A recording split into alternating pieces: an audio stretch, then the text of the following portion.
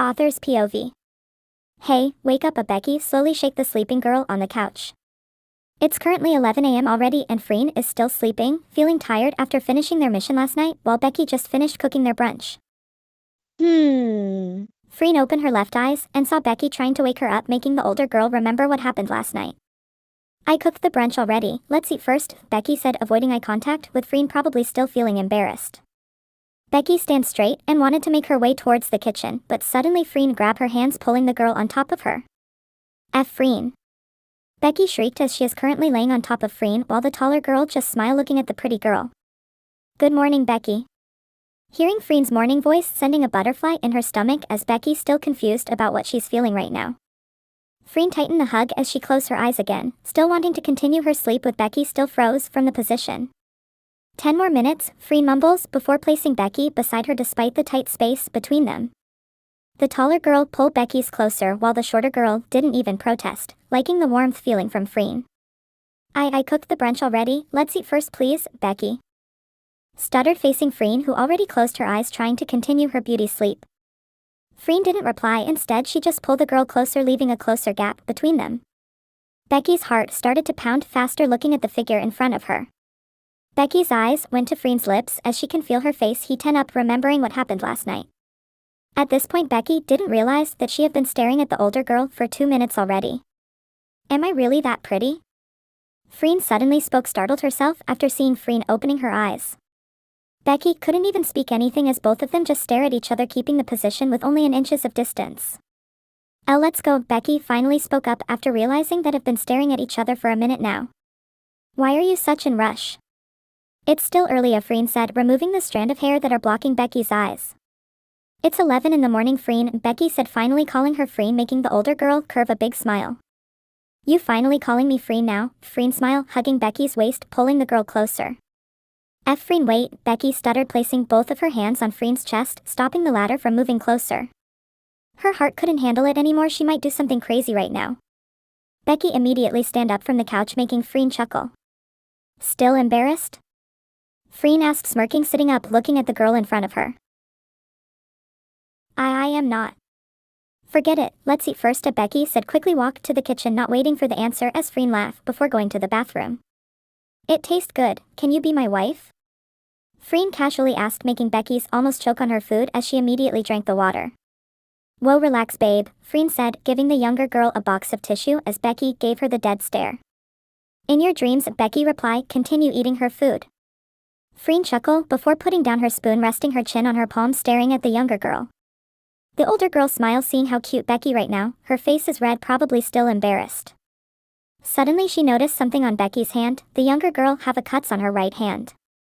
Freen furrowed her eyebrows after noticing it, it's definitely not a small one. Becky, what happened to your hand? Freen said, standing up as Becky looked up to her, hiding her right hand under the table. Oh, it's just a small cut from last night, don't worry, Becky answered, smiling, but Freen didn't buy it as the older girl quickly gets something from the drawer. Becky's POV. Freen took something from the drawer as I look at it, and it was a first aid kit.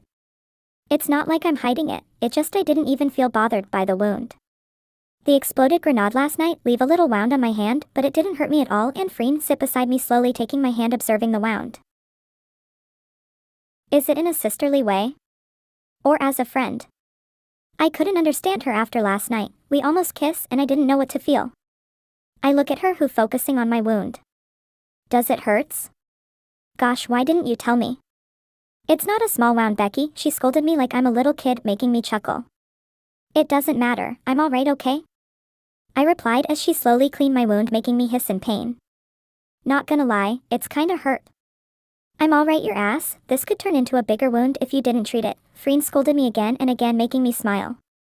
But I like the way she cared so much about me, maybe it's because I'm not used to have a girlfriend. I mostly spend my life alone or with men. Since I worked as an agent, I didn't have any girlfriend. Freen, it's not like I'm going to die, I said as she wrapped my wound before looking at me. Shut up or I'm gonna kiss you, Freen replied, making my cheek redden.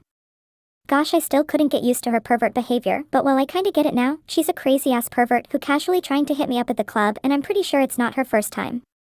But oh god, how did my confidence went higher that night? The way I rejected her making me think twice, do I really did it? Or maybe it's because of the alcohol effect. Still hurts? Freen asked, looking at me with those worried eyes, but I just smile. No, it's not, I replied, trying to convince her I'm okay, even though it's still sting. Alright then, finish your food first, I will do the dishes, Freen said, standing up, taking her empty plate while I just watch her.